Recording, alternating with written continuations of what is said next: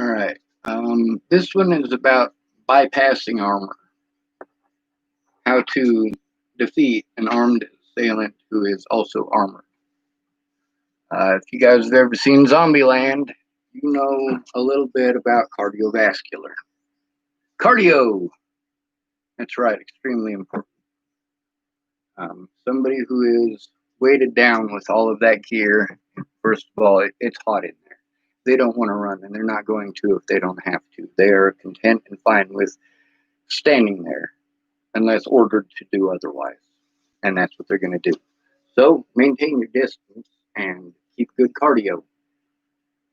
If you're going to instigate the police into chasing you, which I know many people have already done, I know many people in this town that a lot of parents of black children teach their kids no matter what happens, you do not run. You do not run. You will get shot. For white kids, that's a game. Hey, man, let's go fuck with the police and see if they can hop over a couple fences with us. You get cops like you got in this town. That's why the gangs are so popular. These officers are, many of them, morbidly obese. If they're not morbidly obese, they're still wearing a lot of really hot gear. Now, that's really good because sweat helps to increase conductivity of electricity. So does the condensation, water, things of that nature. If you have a police officer shooting at you with a taser, it's nothing at all like you having a handheld taser where you zap somebody who is wearing, like, a wife beater. That's what they call tank tops in this area. And, well, I've seen enough videos, known enough people who wear those and have beaten their spouses wearing them. Why it is they call them that? It's like a poor Pearson's "it's too hot" shirt. And when you're impoverished, I mean, that's when you do the most desperate stuff.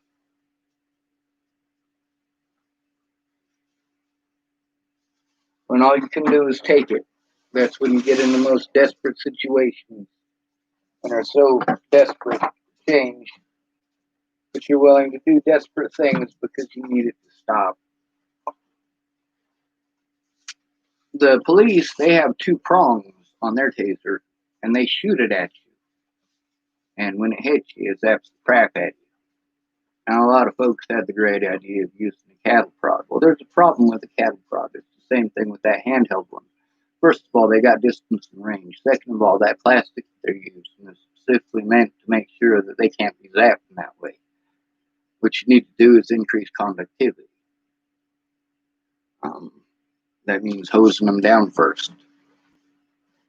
Second of all, as far as a cattle prod goes, I mean, first, that's the main thing to do. And yes, they're doing the same thing. And even worse, they're armed with actual firearms to kill your ass for defending yourself and for defending your rights as a human being, which is your First and Second Amendment right. If peace talks fail and you have to pick up a firearm to defend your life and the lives of your loved ones, that's what these rights are supposed to protect. Life, liberty, and the pursuit of happiness. But do they? Whose?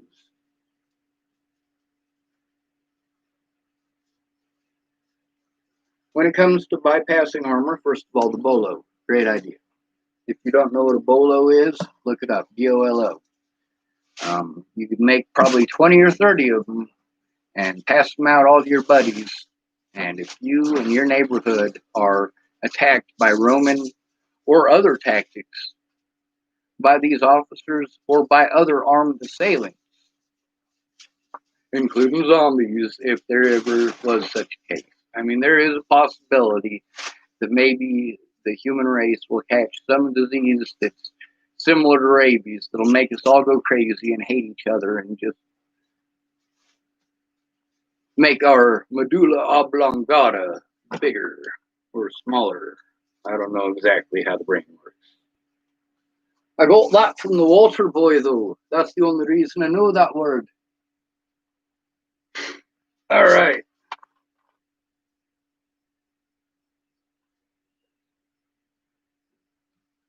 That's warm.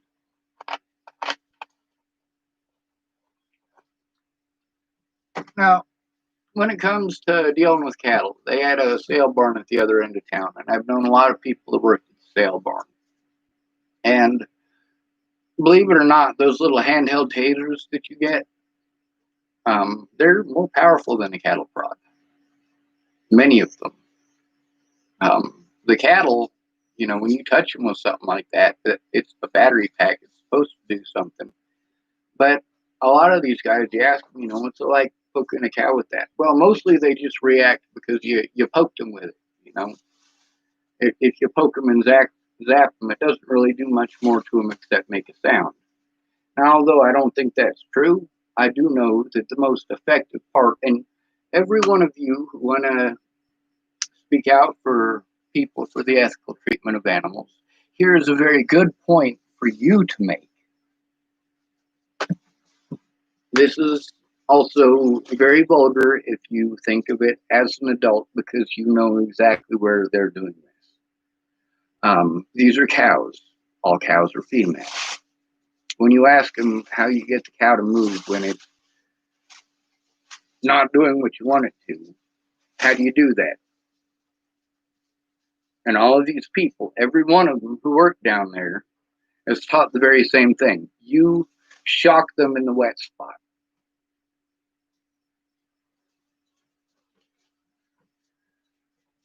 Oh, I want you to imagine what it is that they're saying and where you, as a human being, of course, as a male, you don't have one of those, but you can imagine being tasered in those parts of a man. No. But water does increase conductivity. And if you add salt to it, then it further enhances the conductivity. Also, salt is water soluble, unlike baking soda or baking powder, which can help to increase the conductivity, but they also get stuck in the nozzle of a squirt gun, or a spray gun, or things of that nature. Um, it turns into a cake, and then it just doesn't do what you want. And besides that, it's a fine mist. It's not a good pour. You're going to want a super soaker for something like that. But also, once you've doused them, then you really don't even have to hit them. You can hit the ground. As long as your feet aren't wet and your shoes aren't soaked, and they are, yeah, that'll do the job. But you have to do it extremely close to them. Will it go directly into the ground? Yeah, most of it will. But part of the charge will go into their feet and they'll feel it. And it'll just be slightly unpleasant. It's the sound that will scare them backwards. The sound that scares them into submission. With the 4th of July coming up, I'm afraid people are going to take these artillery shells and try using them as hand grenades. The problem with artillery shells is they have a rocket projectile on the rear end of them, and you don't really know where they're going to go flying. Now, I've known people who had the great idea of taking duct tape and duct taping BBs or rocks to the outside of them. You still have the same issue. You don't know where that thing is going to go unless you put so much weight on it that it's not going to go anywhere. And then you can't really throw it that far, and you're in the blast radius. So basically, using explosives in any sort of fashion is just stupid. Don't do it. It's similar to fire. If there is something that you can light on fire that is not bolted down, it can come towards you. The idea of lighting zombies on fire, for example. Well, if you light a zombie on fire, it doesn't really have feelings, right? So it's just going to keep on coming at you at the same speed. But it's also got other zombies that might be around it that'll also light on fire, and the drapes and the curtains and everything else that could potentially be not flame resistant that'll go up. And, there are a million and one things that can go wrong. The same thing when you start working with stuff that blows up. There is the chance, first of all, that even if your intent is to kill somebody, there's no real way to make it so that it will only kill the ones that you want it to, especially when innocent civilians might have OSB between them and your projectiles, and the police have bullet resistant vests.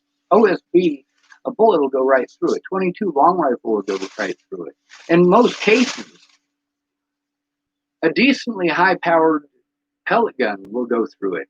And in many cases, a low-powered pellet gun will go right through a lot of this stuff, like this wall paneling that I got here. It's free fly, but it's thin as shit. A low-powered pellet gun will go through this.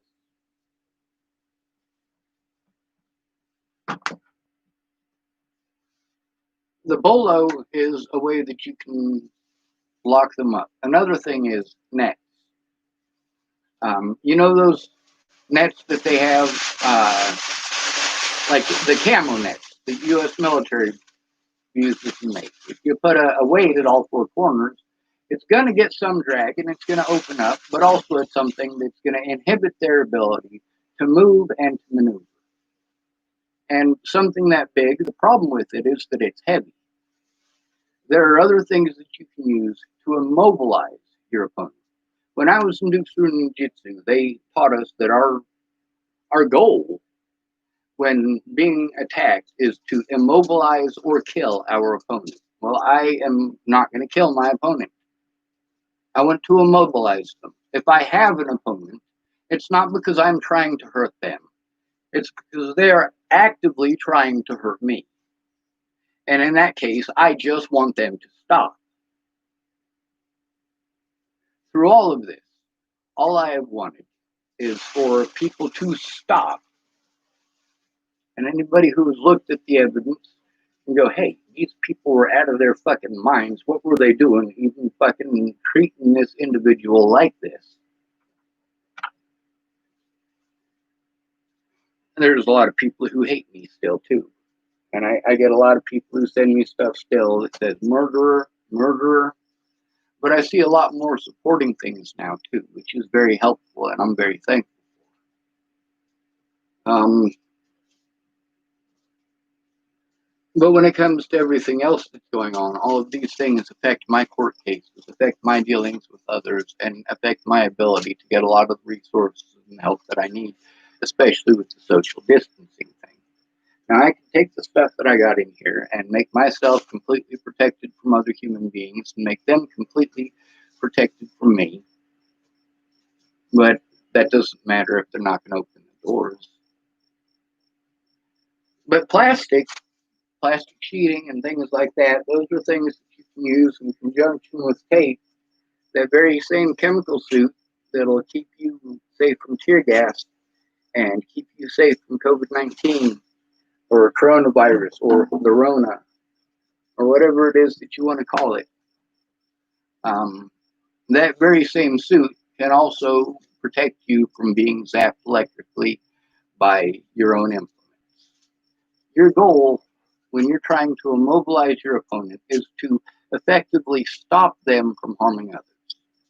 If they are held in place, even if temporarily, while they are busy trying to untie the bolo from their feet, or busy trying to get the net from overhead, while all of their gear and everything that they have strapped to them like they're fucking Rambo, thinking that they're some superhero in Halo, yeah, all of that stuff is going to get stuck in that net. And I wouldn't recommend using a big, heavy military net. Something as simple as a net made out of fishing line. That's a lot of lines. Sure, it's only 6-pound test or 12-pound test line, right? But you're also, talking about tying them together every 2 to 4 inches. You've got a knot. They're having to pull through a lot of those different things, and they have to manage that before they can effectively get to you. Now, they can try to shoot you, or they can try to hold defensive maneuvers in that position, but they can't bum rush you, slam you down with their shields, and beat you with their fucking billy clubs. You can effectively get away at that point. If they continue to pursue you, there are other things that you can drop, like caltrops. One thing that is really helpful is, jacks.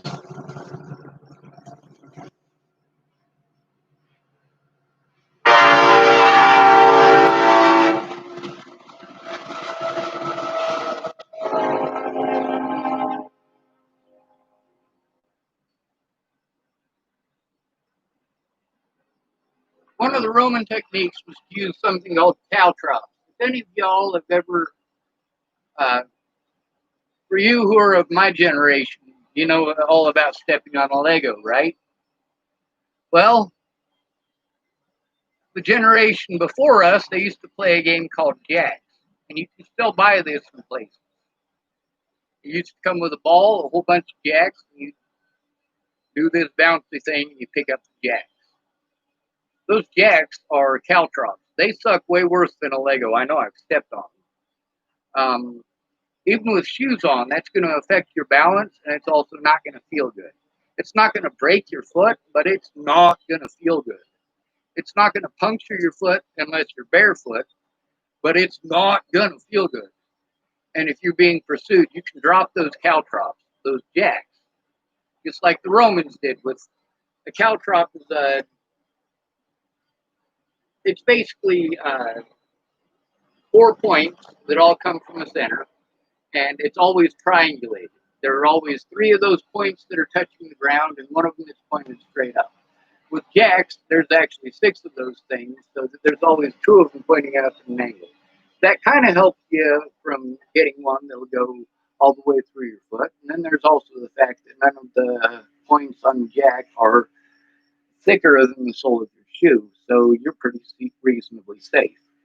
Being pursued by a police officer with all of that gear, all of that extra weight, all of that cardiovascular they have to have, all of the heat that they have to deal with, the sweat that they're putting into their their thing or whatever. I mean, it really isn't going to take much of forcing them to move before they're too worn down to continue. Muhammad Ali taught us this with the rope-a-dope. Y'all ever hear of Muhammad Ali? Sure you have. He was a boxer once. He's had a movie made after him where he was played by Will Smith. Y'all love Will Smith, don't you? Fresh Prince of Bel-Air? Yeah. When it comes to bypassing armor, you really need to use your imagination. Now, there's the whole thing with using a vehicle, but then you're looking at involuntary manslaughter. Don't use a vehicle. If you're going to outfit a vehicle, just outfit it so that it's not going to be penetrated. On the inside windows, the inside of the windows, you want to put a protective coating of a sticker. And they have lots of see-through sticker stuff. The way that you do it is you get a squeegee and you get some soap and water, and you take this sticker stuff and you cut it so that it's just a little tiny bit smaller than the window.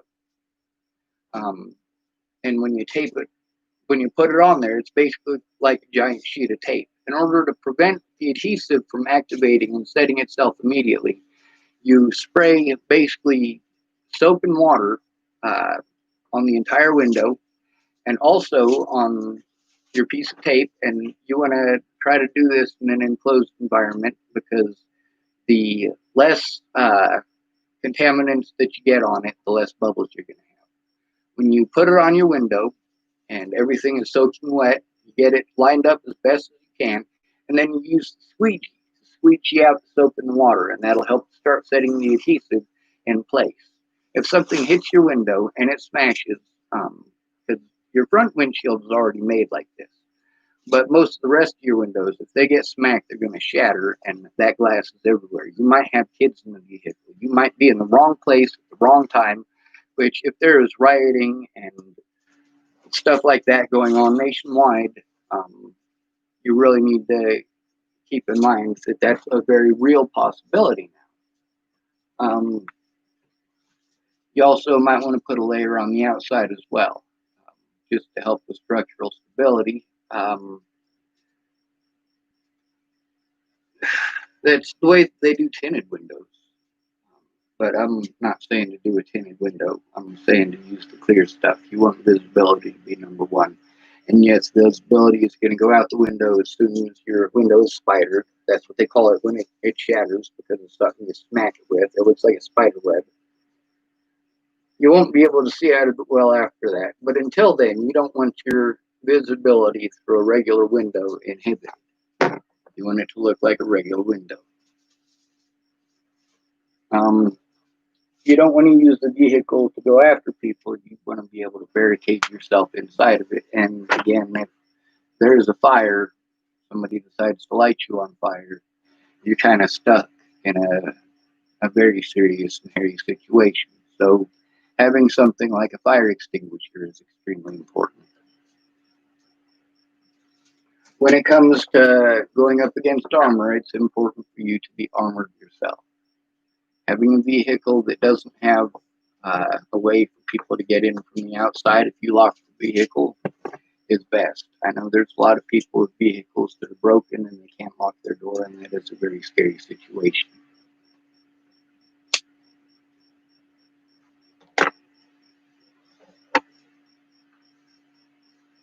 But if you're gonna do something like that, you need to first of all commit yourself to it. Second of all, you have to commit yourself to doing it without killing people, because if you get people killed or you kill people, then that decreases your public support. And if your public support decreases, it means that people don't like you. And if people don't like you, they will try to hurt you or harm you or make excuses for the terrible things that have been done to you that have forced you into the state of revolution that you're in.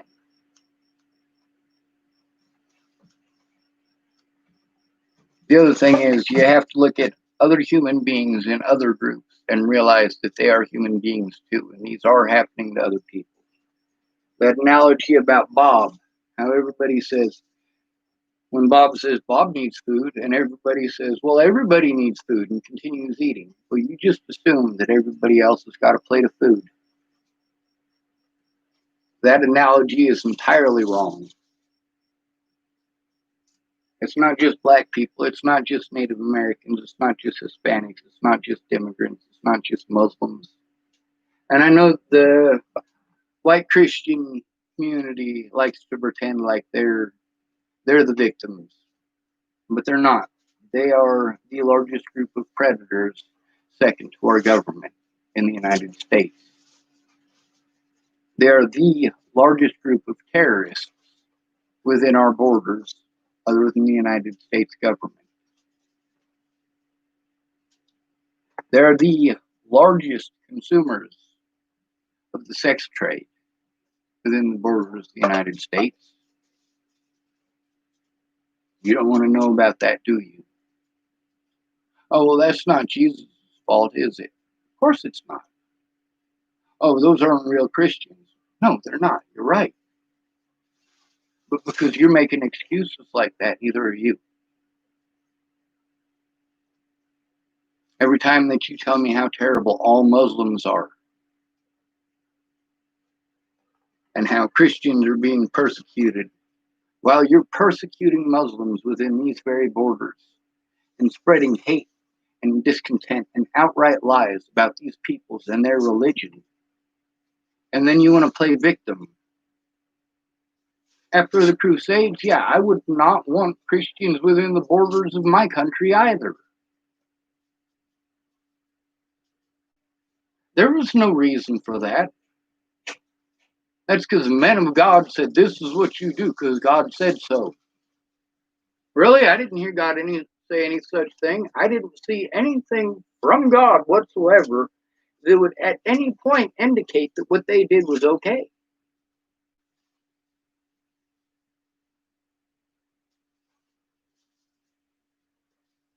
You want to say those aren't Christians? Well, in that case, the entire history of Christianity, there were no Christians. Christianity is hatred and brutality on a whole different level. I mean, the brutality from Christians against other Christians is worse than what was ever done at the Colosseum. It's worse than the Romans ever did before that to anyone. I mean, this torture by the Christian community towards other Christians continues to this day. You look at the Dark Ages, you look at medieval times and the Renaissance, and you look at all of these terrible things that have been perpetrated by supposed believers in Jesus. And I'm not allowed to say that. I just have to keep my mouth shut when Christians are spreading slander about Muslims. Meanwhile, many of these Christians take things from the Quran.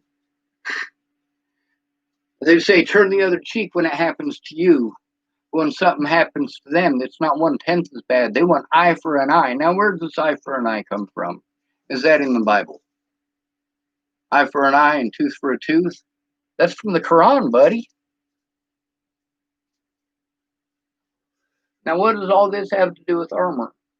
Well, in most of those cases, what actually put a stop to it was the civilian population without armor going up against an armed population, guerrilla warfare style. They couldn't do anything about it. Rome fell from within. Yeah, the external pressures is what broke them, but it was also internal feuding because they went, human beings aren't human beings, or large groups of human beings aren't human beings. And as a result, you've got slave revolts while you're having peasant revolts, and you're having worker revolts, and then you're having soldier revolts, all while you were being invaded by people who you basically murdered their women and children just 10 years ago, and you thought that was going to create peace. No, you created hate and discontent. Every time you pull that eye for an eye thing, you are contributing to the problem. Let's say the government is stealing so much from the Hatfields and McCoys that one pig is the difference between either family having people that starve to death this winter. No, the government is the ones that are putting them in that position by having plenty of gain for them, but the people getting nothing in return. These people are at each other's throats over a pig, and they're killing each other over a pig until there's so many dead on both sides that that pig doesn't even matter because, well, now there's less mouths to feed. So the poor take care of themselves in that way. When you're busy at each other's throats, you're not busy doing anything about it. Those of you who want to say how un-American and terroristic people rioting and looting is, I want you to take a look at the single founding act of a great nation, supposedly great nation. Boston, throwing a bunch of tea into the harbor. A lot of people might call that an act of terrorism. I disagree.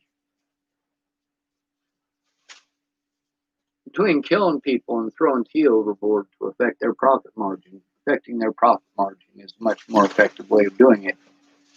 Much like breaking the machine with my elbow when I was in the hospital in Vista, or breaking computer monitors in the hospital in Scottsbluff to prevent them from putting Haldol, among other things, into my system. These drugs do not belong in the human body. In the cases that they do, they're so few and far between that the over-medication of our populace has led to a dumbing down of society and an decrease in people's ability to critically think. It's difficult to think when you're under a euphoric state because of medications that you've been given. It's difficult for someone else when they take that medication that puts you in a euphoric state and it makes them sick. And then they're irritable, but they're not allowed to be. So they're a zombie, they just avoid people. Now, if they can keep people from exploiting the problems with armor, then they have taken care of half their problem. Now, whether that's a bunch of wingnuts in a post-apocalyptic world coming at you with homemade armor, or the police with their riot gear, or anyone else in armor, or even actual armored warfare with tanks and such. Cardio is important. If you got a vehicle like a Geo Metro, and it's good on gas, and you got a few extra gas cans in the back, number one, you can outrun a tank. You can't outrun a radio, but you can outrun a tank. Number two, you can outrange a tank. You can drive a longer distance at a faster pace between refueling than they can. And that's where you've got a war of attrition.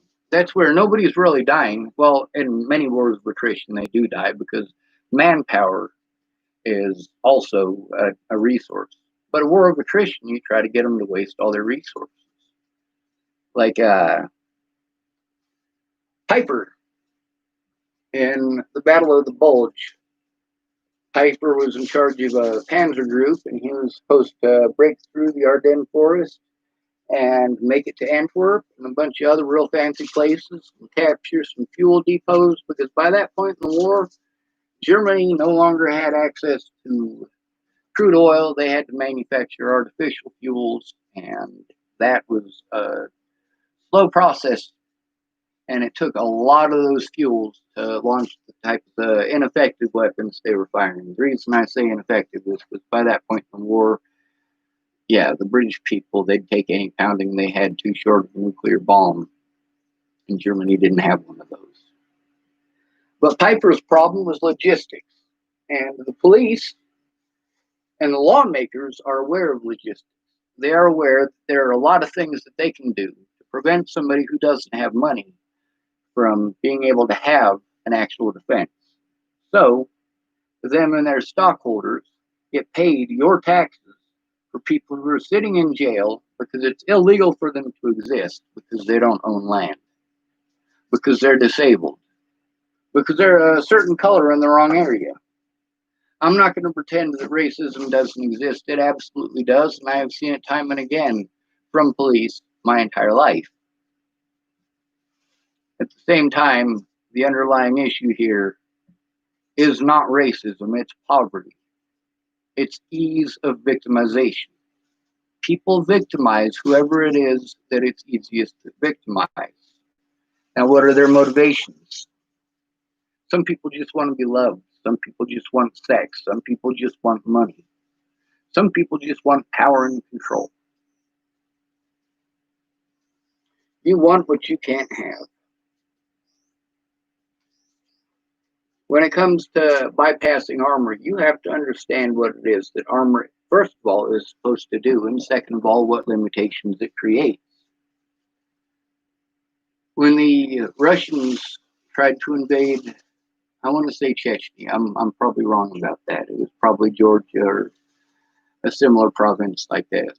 Yes, there's a part of the former Soviet Socialist Union that was called Georgia, just like here in the United States we have a state called Georgia.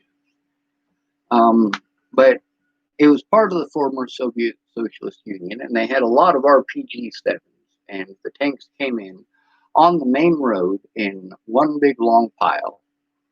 Now, for target acquisition, tankers are trained to have about 75 yards in between each tank. Because then if you're looking through a high power scope, you're only seeing a tiny area where your enemy tank is, and you have to try to find your other enemy tank and zoom in and focus on it. And if they're right next to each other, it's just a matter of a couple of degrees for each shot. Makes it easy. The Russians didn't do that. They thought they were going to drive in force, and the people were just going to give up. Well, no, they used to be part of the Soviet Union. They had a lot of RPG-7s lined up. They also had a lot of bricks and cement, and all they did was put barricades that the tanks couldn't drive over without getting high-centered on either side of the main road. And then they launched these RPGs at the top of these tanks, which is the second least armored part of a tank, depending on the tank. Some tanks have hardly any armor on top. Most tanks have hardly any armor on the bottom. But you're basically using something that can punch through 200 millimeters or more of heavy armor, and you're shooting at something that's 13 millimeters thick. And they're all lined up like ducks in a row. The tanks can't divert to either side. They got taken out by infantry. Straight up took out by infantry. The very same thing that was happening to them because the Panzerfaust in World War II. But the Panzerfaust, well, it only had a maximum range on the best one that was issued to the military of, now this is a shape charge projectile. They had a maximum range of 60 yards and 35 yards on most. Panzerfaust Klein was a small one, and it really, well, it'd go through a Sherman, any part of a Sherman, but it wasn't effective against most British tanks. That's why they made bigger ones. But when you're talking about the RPG-7, you're talking about the potential of 800 to 2,000 yards, depending on what it is. And no, it might not be effective at that range, but it'll scare you and it'll get your nerves moving, and your reaction time might slightly be improved if you're lucky, but also your nerves might shut you down and prevent you from making the right judgment call. Now you got stuff blowing up around you or near you, and you're freaked out.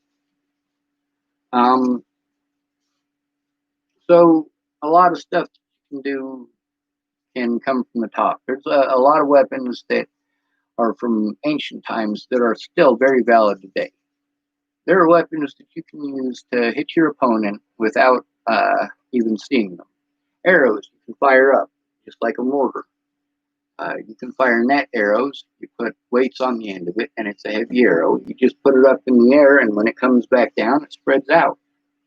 And when it spreads out, it catches them in a net. Another thing you can do is you can take paint and put a whole bunch of paint in a balloon, just like a water balloon. And when you throw that paint down at them, it's not going to do any severe damage to them whatsoever, but it is going to affect their vision. It's going to affect their vision without you actually doing physical harm to them. And for you to be so humane as to save the life of someone who's trying to kill you, I mean, I think that really would say a lot more than if you were to, let's say, throw a brick and you hit one of those officers in the face and it kills them, and then they use him as a martyr to go kill a bunch more people, which is more likely to be the case. It is more likely that any officer who gets killed is going to be used as a martyr, even if he was the most corrupt guy on the force who got smacked in the face with a brick and died, or lost his eyesight, his ability to breathe through his nose and most of his top and bottom teeth. And, well, yeah, you know, they will say, oh, well, you know, it's justified for us to do this because you're doing this. Well, it's not justified for these people to do it, is it? It's not justified for the black community to do the very same things to the police that the police are doing to the black community, even though the police are doing it first. And then the police are instigating situations that break into outright riots. You see how the police are interacting with those human beings, their hostility towards these human beings, and how that instigated and propagated many of those individuals. Some of those individuals, most of those individuals, started trying to get away from the violence. As soon as you see people starting to get violent, people started stepping away. They didn't want anything to do with it. But at that point, the police start stepping out and grabbing people at random. Holy shit, there's the dude who just fucking threw something at you. I don't know if it was a piece of paper or a rock. It was something white and it was flashy, and I saw it bounce off. It didn't look like it affected your shield or you at all. But you didn't go grab that guy. They even grabbed some girl. She was fucking tiny. And they grabbed her during that instant and started dragging her in. What are they going to try to say? That they're doing that for her safety when they're covering her with shields? Not covering her to protect her, but squishing her with shields. Why are you doing that?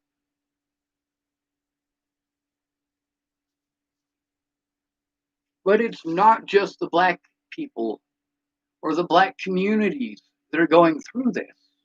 The homeless community has to go through it.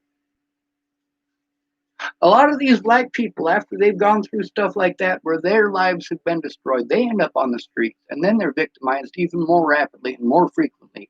Because a homeless black man, obviously, he must be out to steal your stuff. Seriously, no, he wants to get fucked up and out of that too. He's tired of being victimized.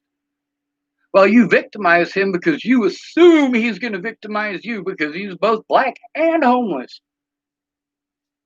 A black and homeless person walking through a black community gets the same shitty treatment from that black community that he gets from the police, and that many black people in poor communities get from the police and from much of the white population. Most of the white population is just soon look the other way and pretend it's not happening because it's not happening to them. And then there's a portion of those people who want to take part in that violence and perpetrate it. And all these people making excuses why it's not happening, every single one of them knows that it's happening.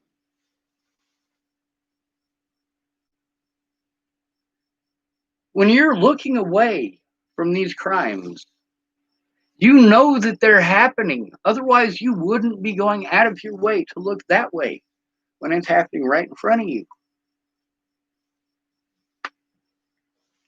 When those protesters were getting violent, the ones that I saw were instigated by police, not just the police conduct and the intimidation tactics and factors involved. I mean, you look at them walking next to the neo-Nazis, they're quiet and they're fine and they're dandy and they're just marching right alongside because they're supposed to protect these neo-Nazis, right? Like the KKK and their rallies. They're not instigating the KKK, are they? If they did instigate the KKK, lots of white people who are not even part of the KKK would go, hey, they still have a right to speak. Why didn't you speak up when black people had that happening? Why is it so wrong for it to happen to white people, but it's okay to happen to black people? Why is it so wrong to happen to people in houses, but it's okay if it happens to the homeless? Why is it so wrong to do these things to women, but it's okay to do these things to men? Why is it so wrong for the population to do it back to a government with a history of doing it to them and saying, oh, well, we washed our hands clean of it. It's not our problem. It's yours. You have to take care of yourself. You have to protect yourself. Then you leave my fucking tax dollars alone, bitch. Over 3 million of your tax dollars got wasted on trying to frame me to alleviate the illegal actions of police. Something that continues to this day. And then they say, I can't bring any of that up. It's like Teresa Massilia, not allowed to bring up the fact that the guy that she was supposedly assaulting was raping her at the time.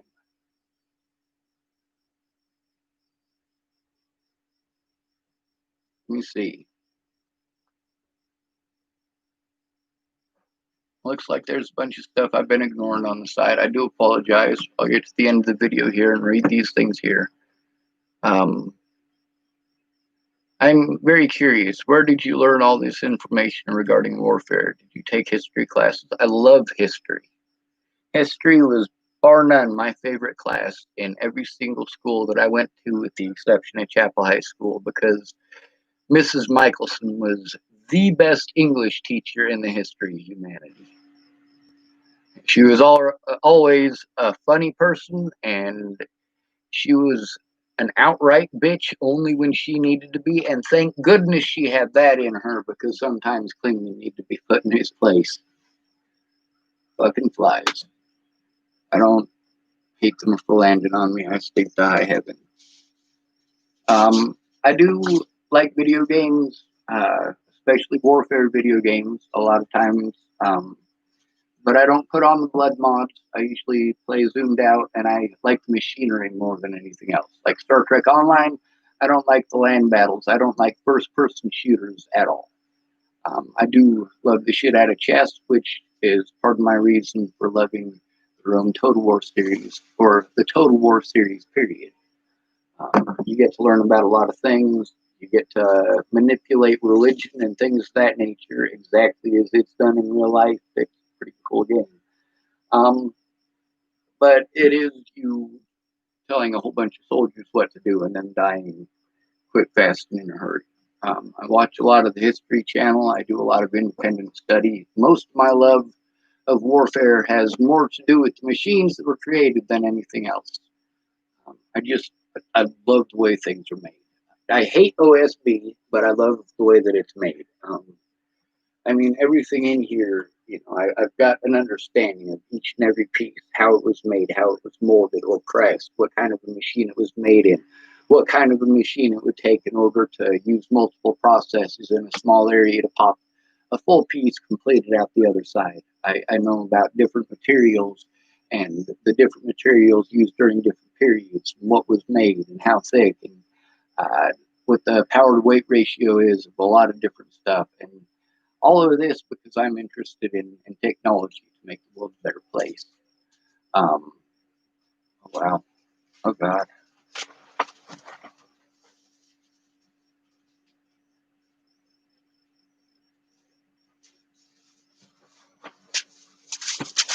Uh,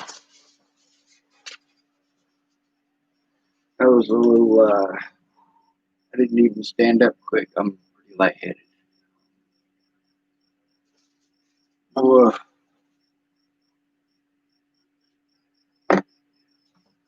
Ashley typed, Ashley Coffee typed, "Yay, I caught you again, my good friend. My interwebs are cooperating, lol. Ash, he's got information for days. He's a big history buff." Ash typed, uh, Ashley Coffee, I wish I could do more to help protect the innocent civilians in these situations. By the way, just earlier today, I was learning about British warships and some of the stuff that was used during the different campaigns in Ireland.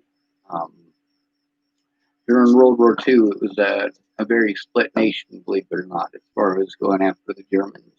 Um,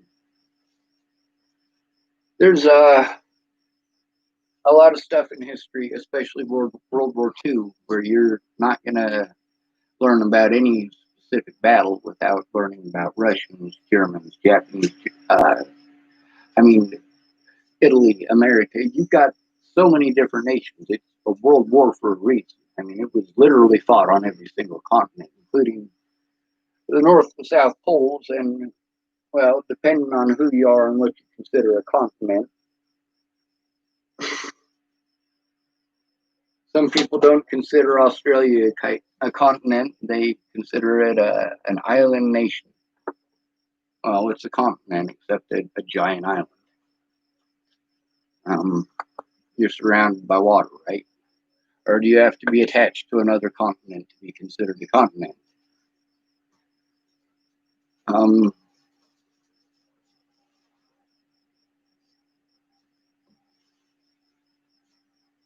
let's see.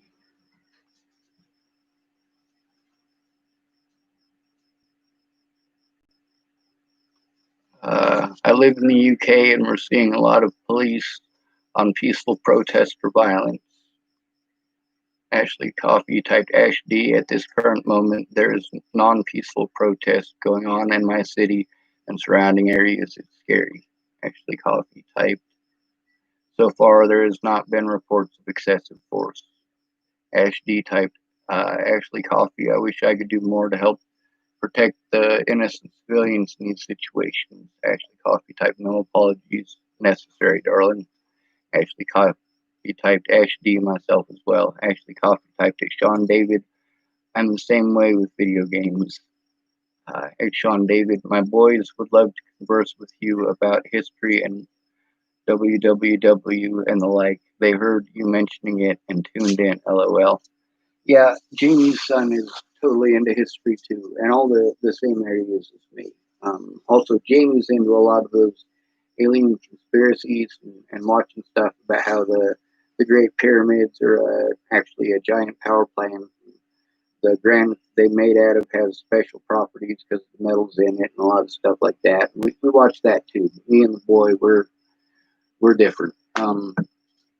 When I was about his age, I read a book called Mein Kampf that was written by Adolf Hitler.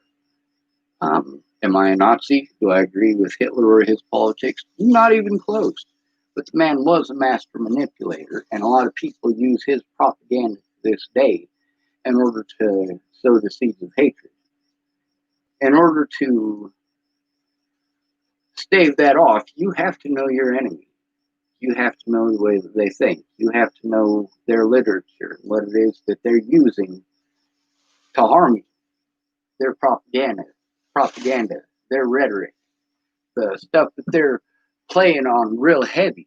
Like right now, one of the big things with the KKK and Aryan Brotherhood and all that is laws that we set up that are supposed to be for equal opportunity. The laws that have several musicians who wanted to improve their own communities, the black community, by hiring people within the black community. And we have affirmative action standing in the way, saying they have to hire a certain amount of white people. And they don't want to do that, so they go offshore. And a lot of white people go, well, that's wrong. We're not allowed to do that. Yes, you are. Lots of white people do that. Lots of rich white businessmen take their money across the ocean, overseas, so that they don't have to hire black people. So that they can increase their profits elsewhere in most cases, though, which has nothing to do with black people. It has to do with the fact that in Pakistan or India, you can get somebody to work for 36 cents an hour. Here in the United States, you have to pay them, your $15 an hour, plus you have to pay $15 to the government for every hour that they're working for you. So you're spending $30 instead of 36 cents.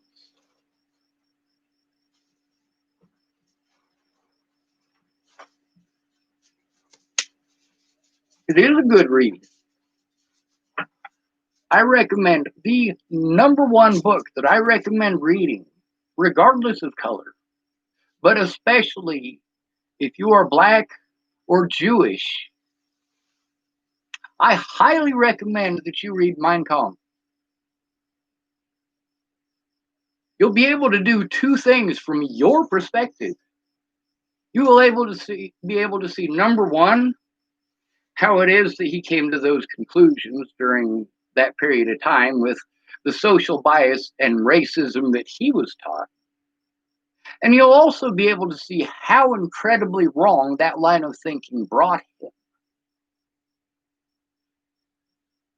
The United States government, the very same thing that Hitler's government did, that brought that whole parade down on Hitler and destroyed everything that Hitler thought that he was doing.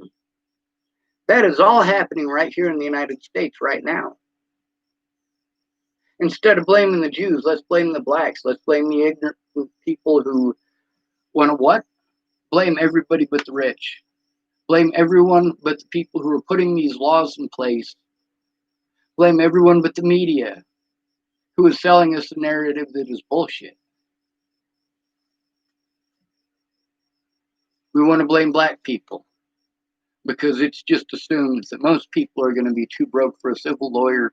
And even if they do get a civil case, a white jury is not going to convict white officers or is not going to care what black people have to say. Well, if you've got multiple black people who show up for your court date instead of you going in by yourself, and these people want to speak up, first of all, it's their right to speak up. Second of all, having those people in the room on your side, showing support, showing the judge that you're not just going to lay down and get railroaded. Show your own public pretender that they will have to do their job. It doesn't matter what color you are. It makes a difference. When you're a homeless person, you mean less to them than black people. They go, there is not a jury in America, black or otherwise, who's going to convict an officer of this. Despite the fact that we have convicted officers and put officers in prison for doing this to black people and for doing it to white people in houses, black people in houses, Hispanic people in houses, immigrants in houses, natives in houses.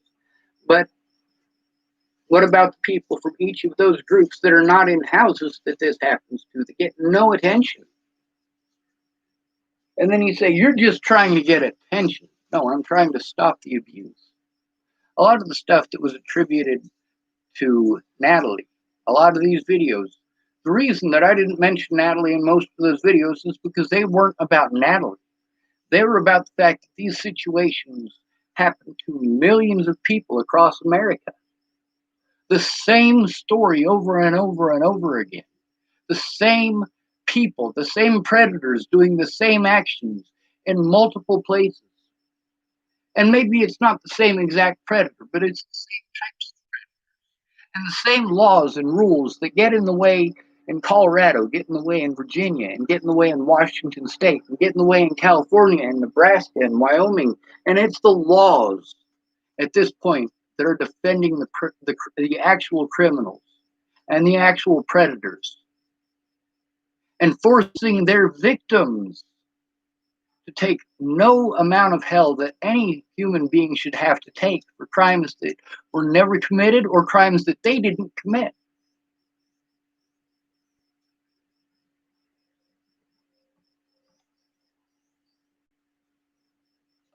Let's see.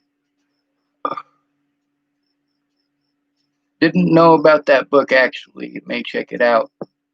Ashley Coffee type. Believe it or not, it's a good read. It's Ash D typed it sounds. Getting insight on the psychology of people like Hitler sounds very, very interesting. It is. If you're interested in Ted Bundy, who killed a few people, you might want to learn about real mass murderers like Adolf Hitler. And a lot of people keep saying, well, it's not these people's fault that all of these people did terrible things to you over their slander. But I want you to take a look at Adolf Hitler. You say, you shouldn't say bad things about someone who's dead. I want you to take a look at Adolf Hitler. Adolf Hitler didn't put any of those Jews in the oven himself. It was his rhetoric, his hate, and his propaganda. And the fact that he, unlike Ted Bundy, had many nations on his side and listened to his rhetoric and his hate and wipe out the very same people that he wanted wiped out. It was because of those genocides, not the wars that he fought, not the wars that he started. Those aren't the things that we remember Hitler the most for. We remember him the most for the terrible things that he did to human beings, including black people, including Jews, including the mentally disabled. In order to get past armor, you have to get past their way of thinking. Their way of thinking in that particular scenario is the best offense is a good defense. They group together. That allows you the opportunity to get many of them at the same time. In many of these riot situations, the difference between those officers taking up protective cover positions and standing out in the middle of the road with 60 to 70 guys with shields is the matter of one fucking grenade. You throw one grenade into that mix, whether it's a real grenade or not, they're going to start taking protective cover positions, which you see those who are being called rioters doing. Most of those people aren't rioting. Most of those people are there as a peaceful protest. And some people, when antagonized by the police, have had enough. And they fight back. But not everybody fights back.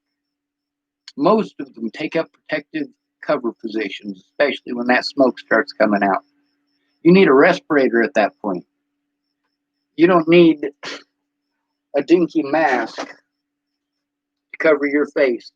When tear gas is coming after you, it's going to burn your eyes, it's going to burn your nose, it's going to burn your mouth, it's going to burn your throat. It's going to burn anything that it comes in contact with, including your skin. You will think that your fucking hair is on fire, and this right here isn't going to do a goddamn thing to stop any of it. What this is going to do is get clogged up with tear gas, and then you're going to have it stuck to your face, and it's going to be 100 times worse. You need a respirator.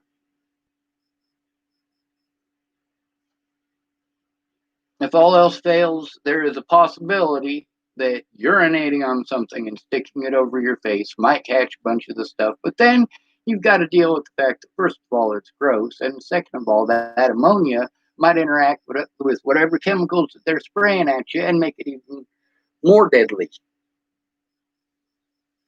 So there's all these great ideas that I've been reading that a lot of people have, but they're not really thinking through. A lot of people have these great ideas for weapons that are you're going to kill somebody on accident using that shit. Absolutely not. Get a thick rope, put some weights on either end, and fucking chuck it at their feet. Or chuck it at the floor right in front of their feet so the ricochet catches them around their knees. That ricochet is your friend. If you got weighted ends and you got tennis balls at the end of that, and you throw it at the wall behind them, it's going to bounce back at them from behind, and that's useful too. If you catch the ones in the center, you can break through, but then they clobber you from both sides. The thing is, when they clobber you from both sides, well, then they're opening themselves up for being attacked in the rear or being flanked from the side. If you start at the sides, then they end up clumped in the center, and they're easier to, well, instead of getting one or two legs caught up with your bolo, you're getting 5 or 6 of them at a time with your bolo, and you just keep on chucking them in. In order to get those bolos off, they have to bend down, and they have to start picking them around their feet and lifting their feet up, and they're all huddled in together, and they don't have a lot of movement room. At that point in time, you can take them down, get multiple people on them like they do to you, 5 or 6 people per officer, slam them down to the ground. Make sure that you do not harm them. Do not cut off their ability to breathe. Do not put your knee on their chest. Do not put your knee on the back of their neck. What you do is you take out their handcuffs and you hang not their lower back and not their chest. You sit on their buttocks to hold them in place.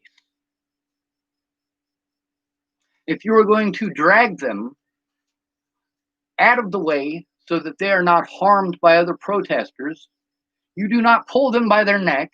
You do not pull them by their feet. You take the crook of your elbow, you stick it in between their arm and their back, and you make sure that that part of your elbow is on this part of their armpit, and you drag them that way and that way only. If they are injured, then you set up a defensive perimeter around that officer. You make sure that you keep him safe, just as you would want done to you if you were brought into police custody. I noticed there was a whole bunch of black folks who were protecting an officer who was separated from the rest of the group.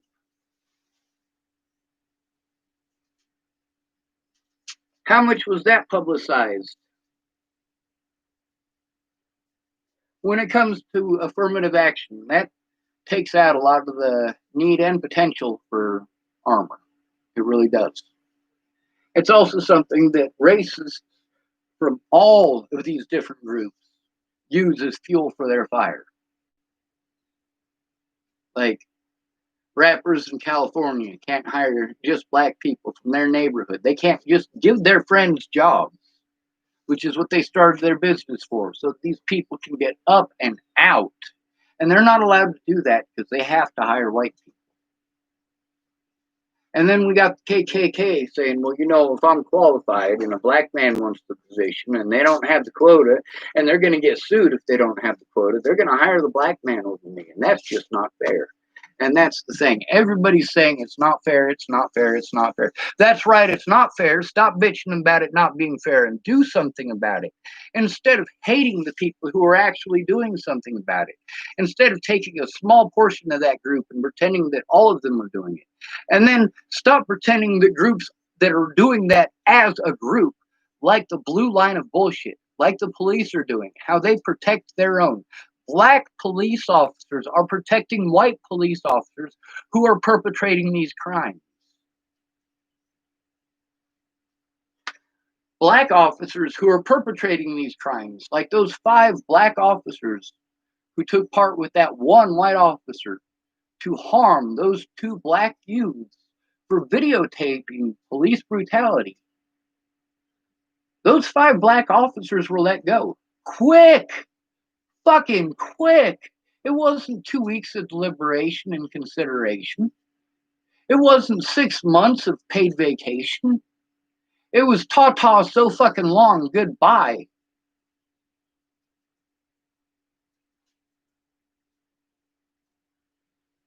So those of you who want to call me a racist, go ahead. I'm fighting for your rights and mine, regardless of your skin color. I'm not going to pretend that it's just a white issue or just a black issue.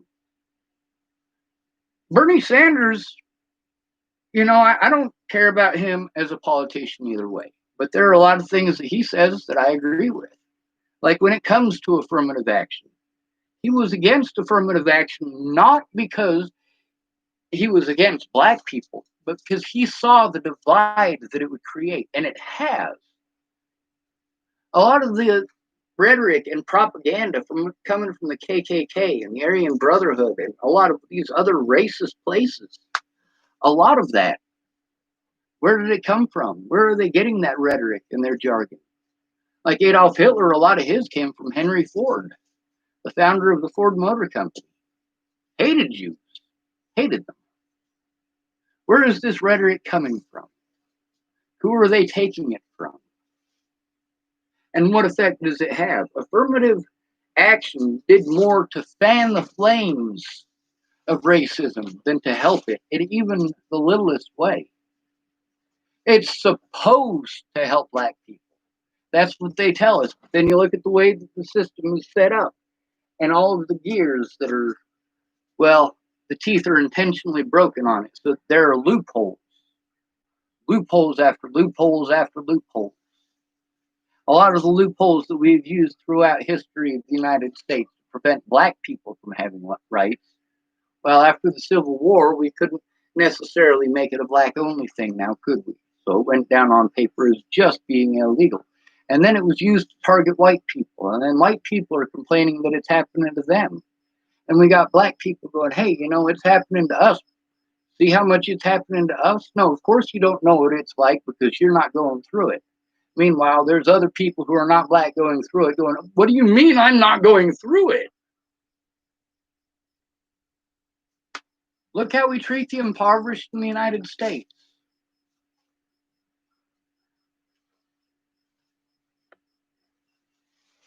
Let's see.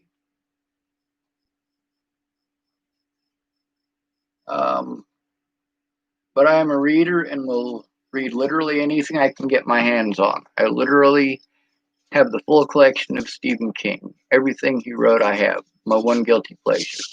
I've been to the Holocaust Museum in DC. Ever since then, I've been trying to figure out what can drive a man to do that.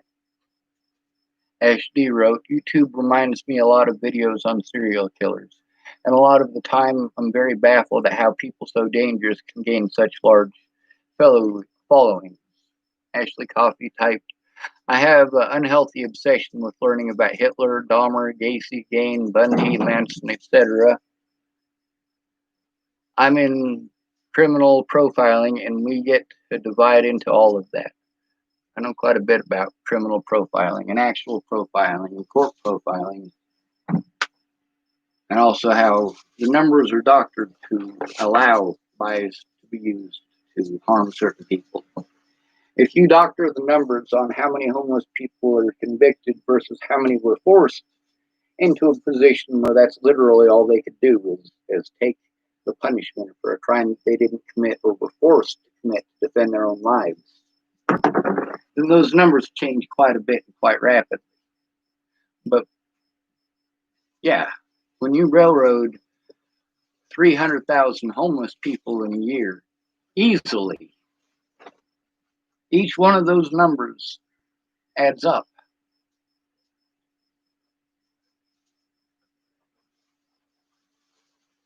Most of the people that have tried to help me, the biggest issue that I have with them, no offense actually, but all of them from Sally Treon to the guy that I'm staying with here, to Amanda Engeline, to Shannon Alvarado, to, I don't know if I said Sally Treon already, I probably did. I mean, these people were just obsessed with serial killers and death and shows about serial killers and death. And when you experience as much of that as I have, having that playing 24 hours a day, that's, instead of helping me, that's triggering me. And I try explaining it to each of these people. And, they have these little ideas that Sure, that would be great if it was viable, and I understand it's just real quick off the top of their head, and they didn't take everything into account because of that. But that's the problem with not listening, not taking everything into account, and jumping to conclusions and giving suggestions. Some of these people, the suggestions they gave me, they actually sat with me to try these suggestions with me, and they couldn't get them to work. And then later on, they're like, "Have you tried this?" I'm like, "Holy shit, you tried this with me. You were there." Yes, I've tried that. And I've tried it 100 times since because people keep saying to try it. And if I don't try it, then I'm not making an effort. Well, I need to do the things that I need to do. If my efforts are dependent on whether or not I'm doing what you want me to based on your jackass assumptions, there's a very big issue with that. And that doesn't mean that any of these people are bad people. But for somebody who's had to go through that much of that stuff in real life, it's not entertaining to me. Like after what I went through as a kid, I can't watch a rape scene. And I've had people make fun of me ever since I was a kid because, like, you hit about 13 or 14 and you go to a friend's house and you get to watch a rated R movie. Oh my God. And then there's a rape scene in it. And you got all these 12 and 13-year-olds that are like, holy shit, and their eyes are glued to it. And you're like, I'm not going to watch this. I can't watch this. I fucking literally cannot watch this.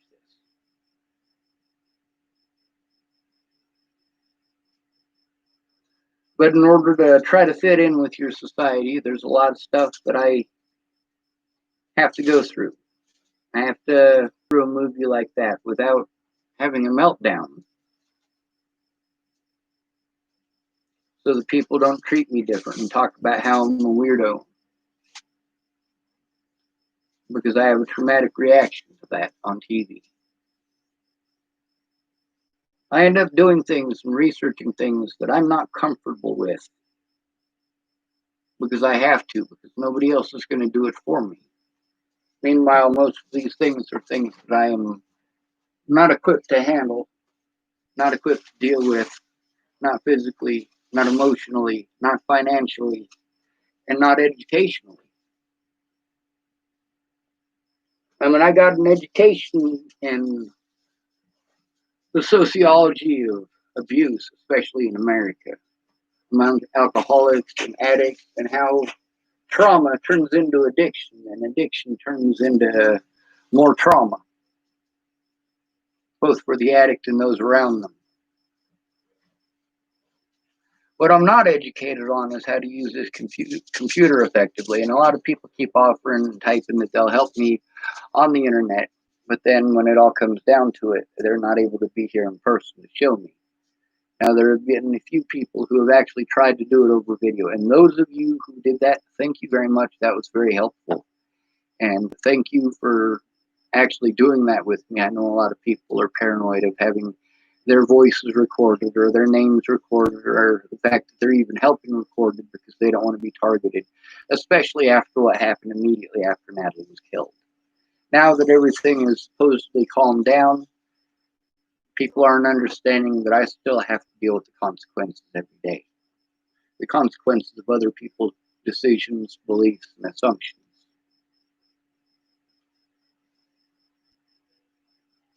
So how do you get past armor? That was the topic of this video, right? And by the way, just because you are interested in those things doesn't make you a bad person. It means that if you're interested in those things and that's what you spend most of your time doing, you might want to think about that before inviting someone into your house who's dealt with that kind of trauma, because they might not be able to handle your environment. Ash D, or Ashley Coffee type Ash D. It's amazing how people just follow. Example, the Manson family. Ash D typed, if I'm remembering correctly, that was a man who convinced his numbers to murder a celebrity family, a few celebrities, or a few rich people, I suppose. That was his war against the rich. Yes, Charles Manson was crazy, but he was going after the right people at least. Going after a Hollywood family, maybe not. I mean, according to his rendition, I can see it, but I just don't understand it.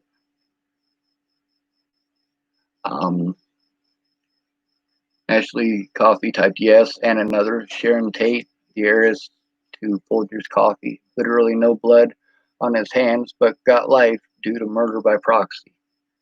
Y'all are seeing what I'm talking about with the police as far as that goes, and the Bollinger family, and all the shit that they put me through. They didn't have to assault me themselves. All they had to do was spread the lies that make people hate you, and other people did the work for them. Ashley Coffee typed a fucking man. Typed pardon my English. Laughed my fucking ass off. That's not French. You mean I've been lied to?